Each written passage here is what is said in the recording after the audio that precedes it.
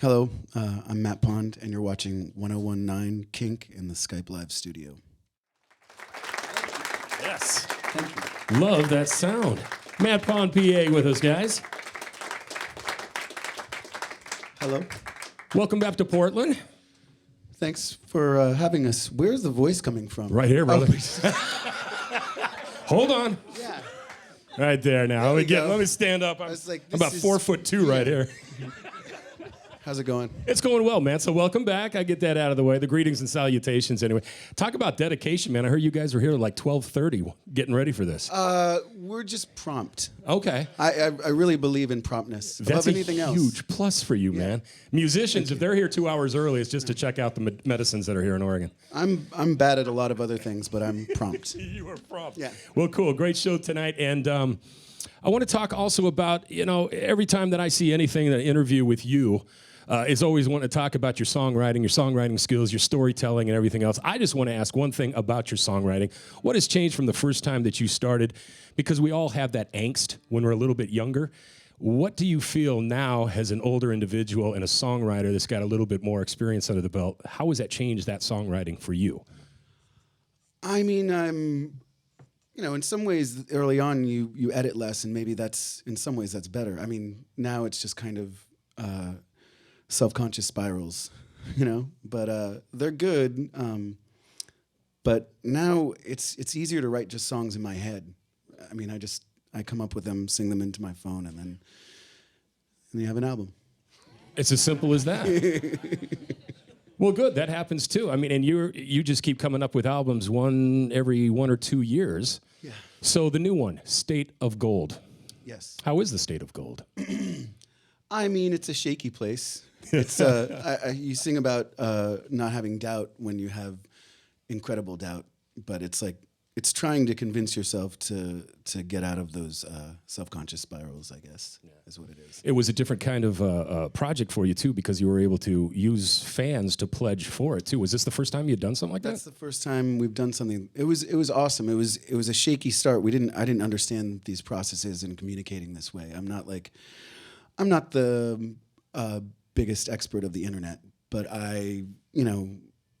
it's a thing. It's going to stick around. Yeah. It's not, And it's one of those things that are different now from the time you started. There's just a closeness all the time too. So closeness with the fans that you never had. And I was telling them I was going to be talking about the new album and asking about reality TV, but we won't have to do. I don't know anything about reality TV. I appreciate that, man. I want to know that. And then when you say that you're not too good on the internet too, I think that's great. That just leaves more for the music, right? Yeah, I mean, except for selling albums and connecting and all the things that you have to do with the internet. And we could go into there too, because that sometimes is someone else's job. You're the artist. What is this the last? Because I see very intelligently that you're saying this, but that's just not the way it is these days. So no, it's not. No. You have to be the tour manager. You have to be everything, right? Yeah. So I see also that you are ending things in New York. Is New York still home?